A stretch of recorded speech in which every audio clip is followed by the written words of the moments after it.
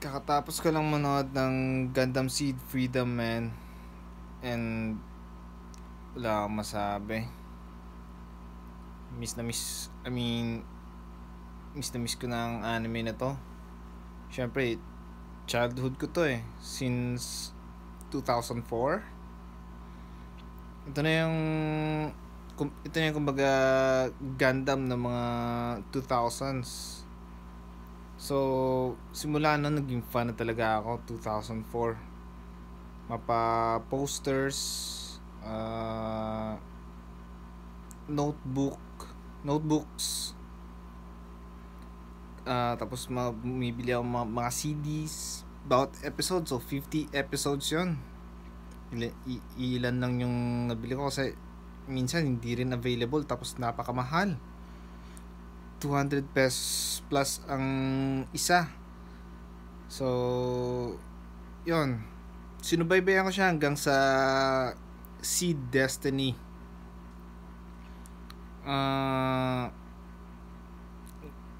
Mga characters to, grabe, reminis lahat.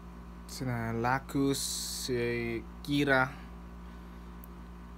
In fairness sa animation, maganda, wala akong masabi. Astig, hands down talaga. Sobrang na-miss ko lang talaga.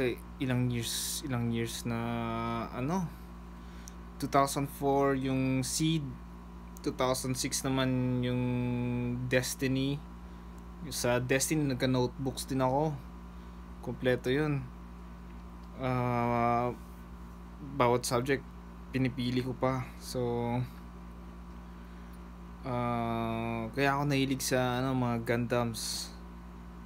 Sa itong pinaka favorite ko na kasi, although yung storyline naman parang inuulit lang nila eh, pare-parehas lang, pero okay na rin kasi nga ito yung Gundam natin ng mga 2000s na kids, mga kiddos.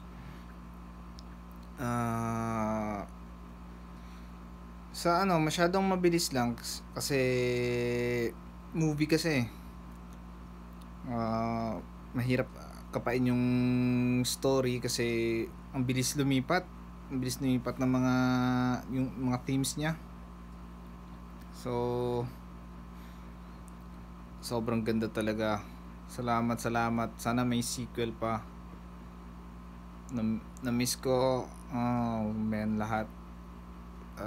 Mula sa mga model ng Gundams, sa lahat, mga weapon systems, mga characters, pati mga voice actors. Oh man, nakakamiss kayo. Sobrang salamat sa Seed Freedom. Sana may isa pa, one more please, isa pa. So yun, manood kayo. Pwede ba gusto ko sana maglagay ng link kaso parang baka ako. Hanapin nyo na lang. Available na siya online. Sobrang ganda, men. Sige, Third Jerky out.